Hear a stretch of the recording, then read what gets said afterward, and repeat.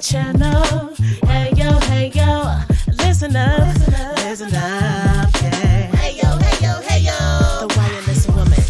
You in charge of the girls, right? I am in charge of the girls. Are you in charge of the girls? I am in charge of the girls. Okay.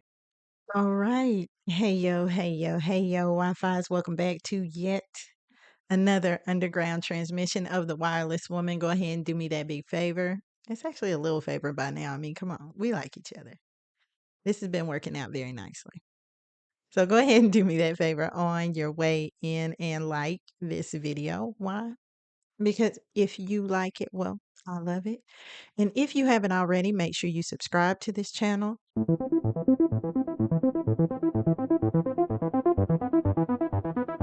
And click the bell for notifications of when I go live and when I upload new content. I ran across this video here. We all knew that the pandemic was going to affect education, but how bad is it? We've got the data now, and things are bad. They're actually worse than most of us thought. In fact, I would tell you that we have an education crisis right now. This is not just poor kids who are living in the urban centers. It's all over America. There's been a dramatic reduction in ELA and in math scores. This goes along with the loss of students in school, with the increased violence that's happening and the behavioral problems that kids are facing. In my career of more than 45 years, I've never seen anything close to this. And in it, they talked about the shortfalls that have been coming up in education. And honestly, I don't know what to say to add value to that conversation because we have been having educational shortfalls and the pandemic did not help and already exhausting and exasperated problem in education. However, there's pressure on administration. Administration's putting pressure on teachers to make sure they're teaching to where the kids should be. And the children are very frustrated because they are lost in the crosshairs of the miscommunication between administration and educators. There's been a mass exodus of educators that have left the profession, which is, of course, leaving the teachers and educators that have remained in their field under fire and under water.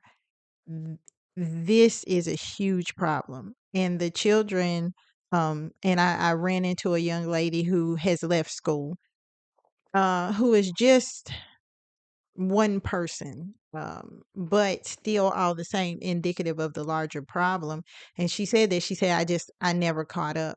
And then she went into a soliloquy about how, we don't really need school anymore. We don't really need education anymore. Most of the positions and jobs that she could get anyway at an entry level wouldn't require that type of education anyway, And so myself and my date at the time, we were really encouraging her and saying, you may not need the education right now, but you will need it one day. You will get into a space where your work experience can't take you and education will be needed. Not to mention the fact you just want to remain a lifelong learner, even if you don't continue to pursue formal education.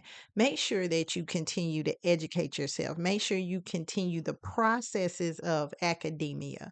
Make sure you continue to read, to research, to think critically about things, to study things, apprenticeships, mentorships. And we were just very encouraging to say, hey, don't just abandon school and education. However, I see the correlation between some of the deep lack of understanding that even our adults have versus what's going on in the education system with the children. Unfortunately, our children are only going to be as informed as their parents are.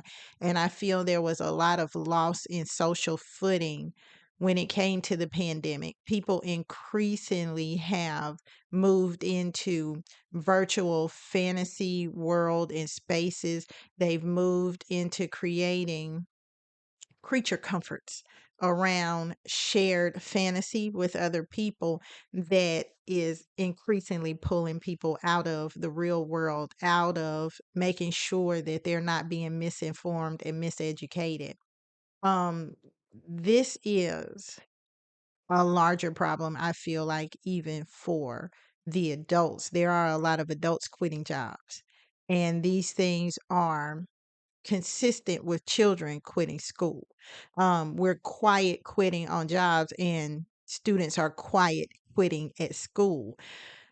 We have to push the button and clock back in and check back in. On my channel, I tell you all the time to unplug from the matrix and the clock out, but the clocking out is a clocking in to something else. We're going to have to get off of these devices and our dependency on other people for the information that we use to move through the world. When I was going to college, one of the biggest deciding factors for where I went was the money. I had to go where the money resides. But I've always said in hindsight, if I could have done it a different way, I wouldn't have.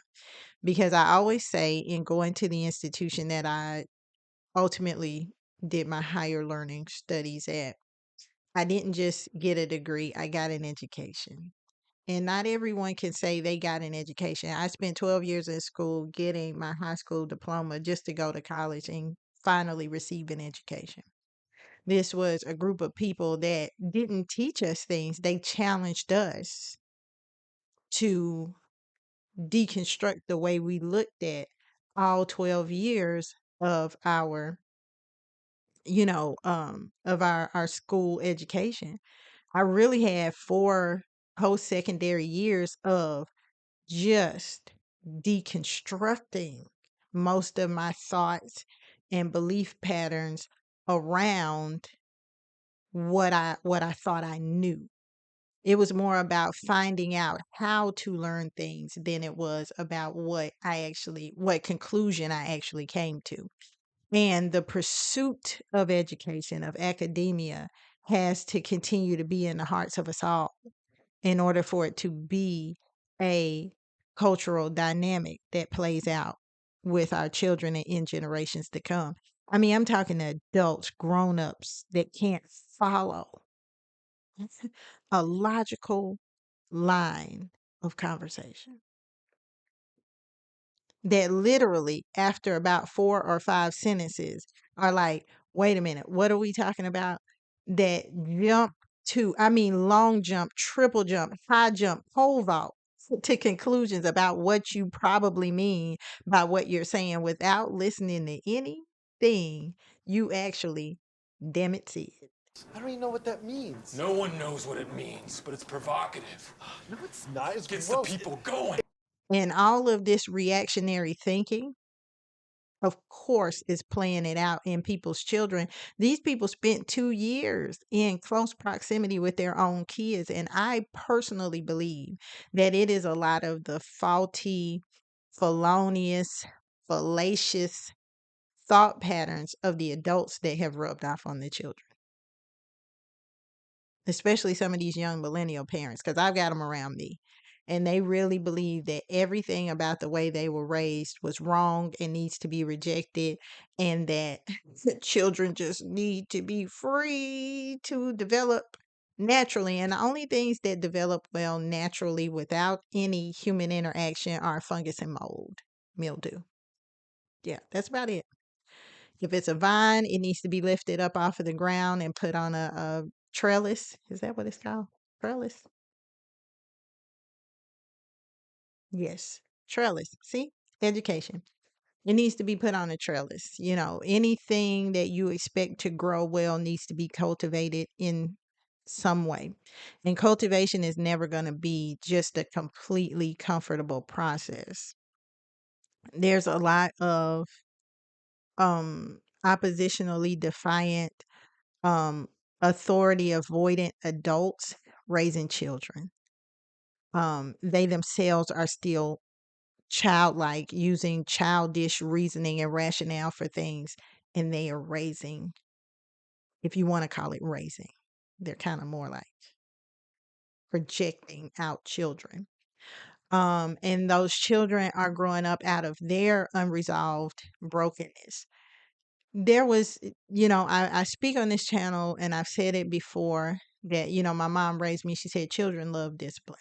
And that has been difficult for me raising children because I have a counterparent who believes that their children are right about everything that are being led around by the beliefs, thoughts, reports of their children whose frontal cortex hasn't even fully been formed yet, but somehow these people know exactly who they are. They know everything about the world, and their parents should be following behind their whims, feelings, emotions, unctions, because I don't know. It doesn't make sense to me, but the problem with this is that socially unconditioned people suffer a lack of self confidence. Self expression is great, but self confidence, self esteem is better. When you see a small child in a restaurant captivating the people, he has a captive audience because he's rolling in the floor. He's acting a wild monkey mess, and his parents are like, oh my God, that is so cute. Do you see him pulling the tablecloths off the table and spilling water and beverages everywhere? To be young again. But the problem is that that child is making everyone who's not their parent in the restaurant terribly uncomfortable. The child lacks socialization. They lack the ability to understand how their actions affect society at large. And you end up with an unsocialized person, an anti-social person, a person who's unable to relate to the world on their own terms, and therefore they never understand it and they're never understood by it. And now you have a child who cannot find, understand, or actualize their place in the world. Part of that process, just one part of that process, is education. Education comes from everything. It comes from the roles of the child within the household. Like we keep hearing it as women come out this way, they'll say, well, Black women are not raised, they're not socialized to be wives. And so for that reason, they can't self actualize that. It doesn't start for them in the household as children. They're not raised to cook, clean, serve, and service men. And for that reason, when they grow up into grown women, we don't see the evidence of this socialization in them. So these same things are coming out through generations of children, and we're losing footing on even what the concept of education is. And I say this having had 3 children in different levels of school go through the pandemic. And I had one that wasn't ready to graduate, baby, still don't know how. Still out in the world, can't find his place. I have one who is college bound and ready to go to college, mentally speaking, but socially, baby, I don't think she's ready. She need them 2 years back. The naivete about people in the world makes me concerned for what will happen when she gets into college because, baby, it's a different world. Literally. It's a different world. It's a different world. And she is not socialized to the point of being ready for that type of environment, in my opinion. And I have a 4th grader who went through the pandemic from 1st grade to the second half of 3rd grade, which, 3rd grade is a pivotal year for children. So coming back into school after having lost at least one whole semester of the 3rd grade has been detrimental for him. And let me tell you, these teachers are showing no mercy. These some Cobra Kai teachers. And I'm trying not to blame them. because I definitely don't understand their struggle, and I don't want their job back. I had it for 2 years, and I do not want their job back at all. I sympathize, empathize with them. And I know these things are coming down from administration. I know people are still being held accountable, even though there are these great losses in education. But I'm saying these things to say that there are some parents that need to get into therapy. There are some parents who have suffered a lot of socialization loss when it comes to how we're relating to our children. How we are relating to our children. And we got to clock back in. We've got to check back in. We've got to get some standards, expectations, and boundaries, even for our children. Because, baby, when I tell you my children have tried to overrun me, they have lost their whole entire mind.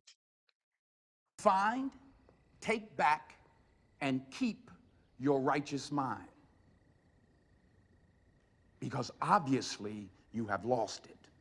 And when it comes to the older ones, I'm going to have to let them do it. I'm going to have to let the world educate them and socialize them and teach them what it was I was trying to say. But with this young one, we have to clock back in. We've got to sit down and read with these kids, even if it's simple math.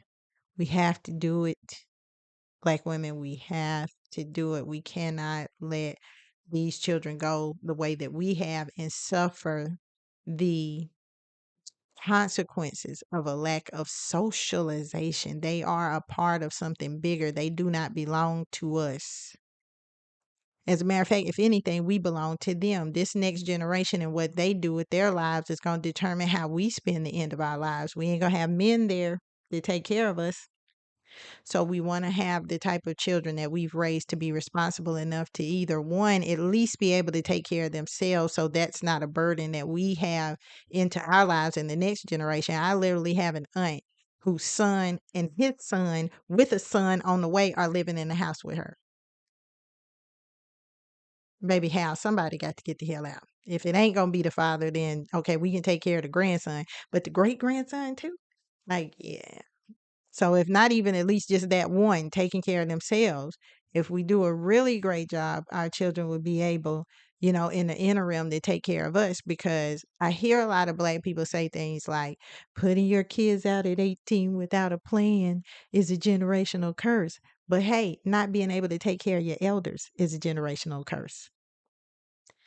I know we as women don't want our men, children, each other, anybody to have to rely on. We become so prideful, and this is why a lot of us are being pulled off a pedestal, not to go Ayanna Van Zandt on y'all, but because of the pride of that, of thinking you don't need anybody.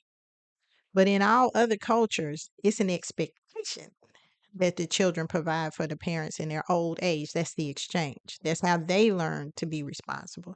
That's how they begin to build resources for themselves, understanding, even if they don't have children, that they do still have a responsibility to their parents to make sure that in their later life, when they can't take care of themselves, they're there, able, and ready to take care of them as well.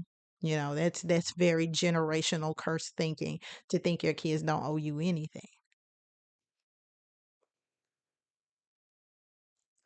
But I'm anxious to hear your thoughts and feelings, see what you think about it. Go ahead and post it down there in the comments. But listen, if you see what I see and you feel as I feel. But if you see what I see, if you feel as I feel, and if you would seek as I seek, go ahead and drop that fire headphones emoji in the comments. I look forward to engaging with you there. But until the next transmission, y'all already know this drill. Go ahead and clock out for me. Clock out for me here. And then clock in with your kids and family. All right. Let's see if we can't cut some of these losses. I mean, we've seen a loss of life, loss of income, loss of quality of life, loss of buying power with inflation. We done lost a lot through this pandemic. So let's find something we can hold on to and build with. Even at the end of everything, there's still something left to build with. And I look forward to continuing to build with you until the next time.